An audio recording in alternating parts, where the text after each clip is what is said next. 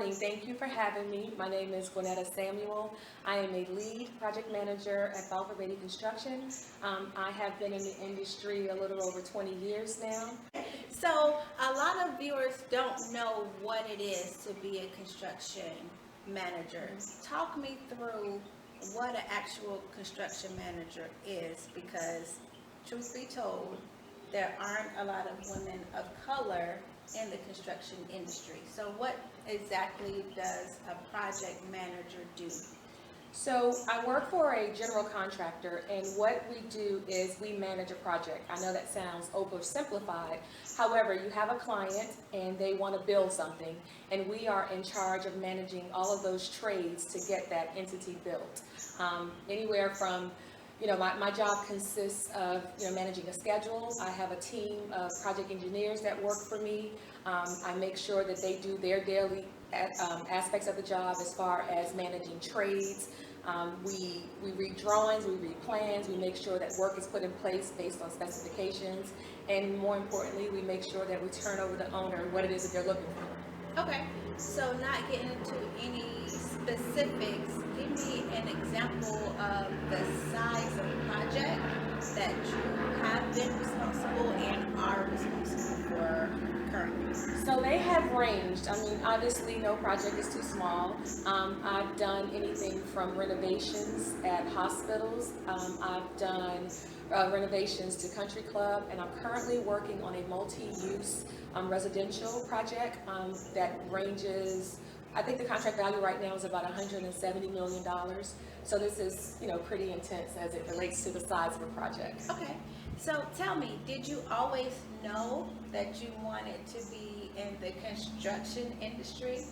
I did not. I was very interested in math and science, and it was a way to utilize those skill sets. I went to Florida A&M University, where I do have a civil engineering degree. Civil engineering is like the umbrella, and there's certain disciplines underneath of it, and you have the opportunity to get introduced to those as it relates to transportation engineering, environmental, and construction is one of the disciplines underneath of it. So having tried all of that or been exposed to it, construction was a fit for me. Okay, so growing up, when we think about what we want to do as far as a career, we always hear about, okay, you should be a doctor, you should be a lawyer, you should be in education.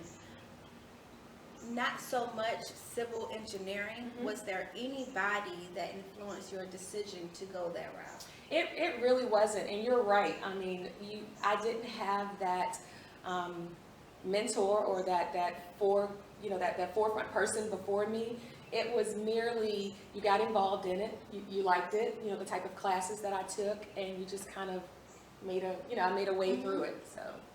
So walk us through your journey on becoming a lead project engineer, because we all know mm-hmm. you don't start at the top. You do not. So I'm just thinking about my experience. First job out of college was in construction, but I was a soil testing manager. And so if you are in construction, right, if you're in construction, if you're in construction, you know that these are certain things that you have to do. You have to have your soil tested. You have to have your asphalt tested. So it was truly a field job. I mean, there is nobody who looked like me out there. And we were building a development, a housing development, and I was out there in the heat, in the dead of summer, testing soil and testing asphalt. And I got introduced to a general contractor who was there, and I was able to get on with them. Okay. So it started that route. Okay. Yes. Okay. Mm-hmm. So I know you just touched on it a little bit when you said that. You touched on the challenges just now about you being the only person that mm-hmm. looked like you mm-hmm. when you were doing the soil testing. Tell me about the challenges of being a woman of color. It's like you have two things that you're fighting. Mm-hmm. There are not a lot of African American in lead positions mm-hmm. in the construction industry. Yes, you see us a lot in being a laborer or a foreman mm-hmm. or a carpenter, but when it comes to being a project manager, superintendent, project executive, operations operations operations director. I'm sorry. You don't see a lot of people of color, but to boot, to also be a woman of color in the construction industry, have you faced any challenges on that aspect? And I would say yes. I would not be truthful if I didn't say yes.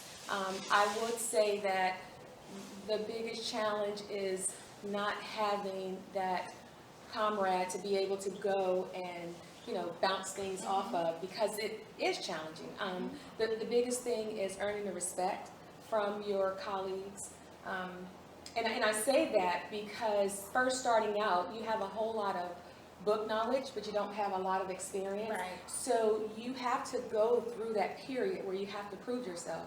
And I'll tell anybody, the way to prove yourself is to know what you're talking about. Right. It's through the time that you put in. It's through the hours that you put in. It's through reaching out to the subcontractor world and asking questions. I mean, you have to do your due diligence. You don't just get to a position, of any color or of any position by not knowing what you're talking about. So I say all that to say that yes, it was challenging from that standpoint, but as you grow in your career, as you grow in your profession, as you grow in your confidence, I think that it just takes a natural course. Okay. And you get to there.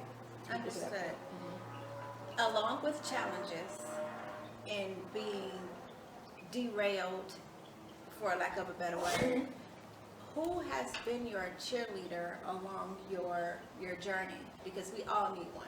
We do, and if I had to be frank, my biggest cheerleader has been my dad. He is not in the construction industry, but he never put limitations on what we could do. Okay. He always rallied behind it. You can do it. People can't take, away from you what Right, the knowledge. right. So he kept me grounded. He kept me staying. There was times that I wanted to give up. I'll be honest with you. There are many times that I wanted to give up. And he, continued to say that, you're not a quitter, you can do this, you've been through worse, and you look up and it's 20 years later. You're still here. And looking fabulous at it. Thank you. Along with the cheerleader, we also need a mentor to show us the ropes. This is my 5th interview that I've done for the Summer Success Stories series, and a trend that I've noticed is that every single person that I've interviewed, when asked about words of advice, they all seem to bring up a mentor, somebody who helped them along their way. And some, if they had a mentor, they would have been further along in their journey. Do you have a mentor? Maybe not now, but when you started your career in the industry, did you have somebody to help you? I don't know if there was a one individual, and the reason I say that is because I started my career in Washington, D.C. area. I traveled, I relocated to Florida. I went to North Carolina for a stint and back to Florida. And I say all that to say that I have been touched in the industry by, several people. I have gotten words of advice for people who just take a liking to you, so I would, I can't say that it was one individual. I can say that I have met some wonderful people along the way, and they have been able to impart some good values. Okay. And you touched on another thing, and that is, I don't mean to derail the conversation, but it's something that I did not know until I was exposed to the construction industry, was how much travel is involved with someone in the construction industry, because I had no idea that you traveled so much. Can you tell me about that? Well, tell the viewers about that. I can say you got to go where the work is, first and foremost. I mean, it's wonderful and great that you have multiple projects in the same vicinity, the same state, the same area. But obviously, I've been in this long enough that we've seen the ups and downs in the construction industry. And so to continue, you kind of have to go, where the work is. I say, and then the other thing, having a company that has multiple locations or other divisions, you have the opportunity to get outside of your footprint. and, you know, not being laid off. I was blessed in that sense that I didn't have to go through that when things got lean. But it is a sacrifice. I will definitely say that to anybody. I believe that I have, and it was a choice. I chose to make certain sacrifices, and you get to a point where, you know, you feel like you finally got grounded, and no thank you, you can send somebody else now. And I think that's very important to know, because somebody coming into the industry with a family Yes. might not be thinking, okay, once this project is completed, they may want to relocate me to South Carolina, and I have to make the decision, do I go alone for 2 years, or do I take my entire family with me for 2 years? But if you have kids, they might be in elementary school, they might be in middle, they might be in high. So you're uprooting them from their friends and the network that they've already formed to go to a new. It's almost like being a military brat. It could And I'm be sorry, that. I didn't mean to offend anybody who is in the military. I didn't mean to call you a military brat, but that's what you know what I'm saying. Somebody who's in the military and what comes along with that. I'm just trying to make that correlation of being in the military and having a career with being in the construction industry. I agree. And then, you know, the other thing you have to realize, could you do something different? I mean, could you do something maybe not from a general contractor? Could you work for a smaller development? Could you have the ability to go and renovate, you know, local stores? I think it has a lot to do with your aspirations and the type of projects you want to be tied to, and the experience as well. Okay. So this is the point of the interview when I get to the coins, because I think this is probably one of the favorite parts of the interviews for my viewers, is to find out, because you don't know. Right. What is to be expected, without getting into your purse. What is to be expected in regards to a salary range for a project manager, without getting into your purse? Okay, so you would probably be able to answer that better, just knowing, you know, from an HR standpoint. But this is what I want to say as it relates to salary. I do believe that the construction industry can be very rewarding as it relates to a financial situation. I will also say that you don't start out in construction out the break, you know, out the blocks, making a lot of money. First of all, there's a lot of responsibility involved in that, and you don't know what you don't know until you are put in a situation to have to know. So what I will suggest to anybody, to know that it is rewarding, it is lucrative. You have to put your time in, and just know that the money will catch up with you. Okay, thank you. Because when somebody hear about, okay, she has an engineering degree, even for a college student, okay, I want a degree in engineering. When you hear engineering, you automatically think of a high salary. And it doesn't always come with the immediate gratification of having that high salary.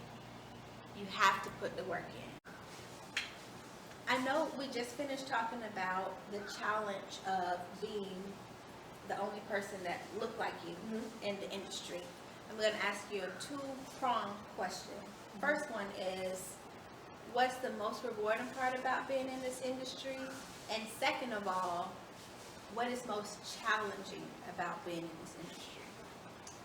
From a reward standpoint, I would say being able to see the fruits of your labor, meaning being affiliated with an iconic project, or if not iconic, but just seeing the end result, seeing your project to fruition, and just know all the sleepless nights and the tears that have gone into it, just to be able to ride by it like this. I was a part of that.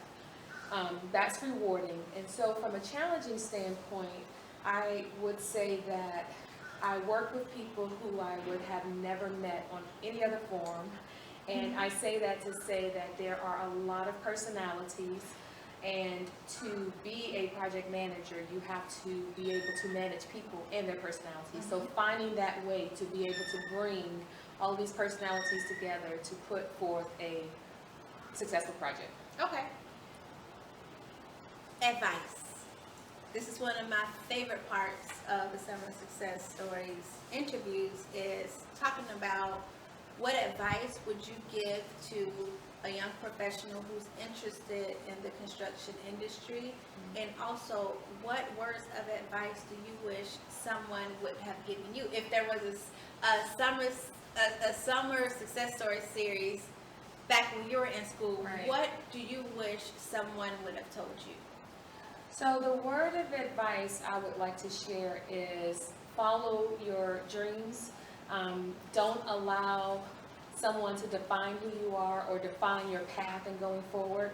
Sometimes it's not always carved out, and you may have to create it for yourself, but be steadfast in that and be convicted in what it is you want to do, and make sure you stay the course.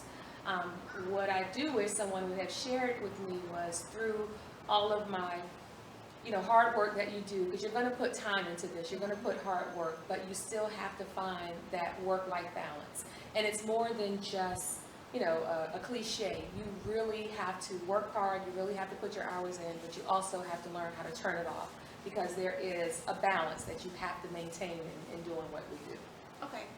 And last, but certainly not least, let's talk about networking. Did you network to get to where you are today?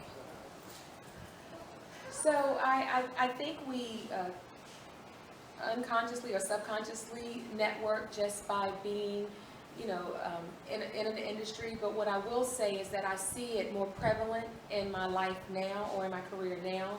I'm trying to get to that next level, whether there's the executive level would be the next level, and just trying to find a way to break into that.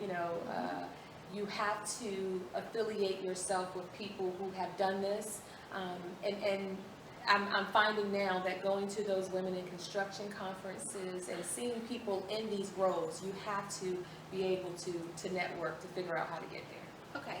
And I think it's very important what Gwenetta said about networking now. It is so important for you all to know that networking does not stop when you're in college, or when you're in your entry-level position, when you're looking for a job.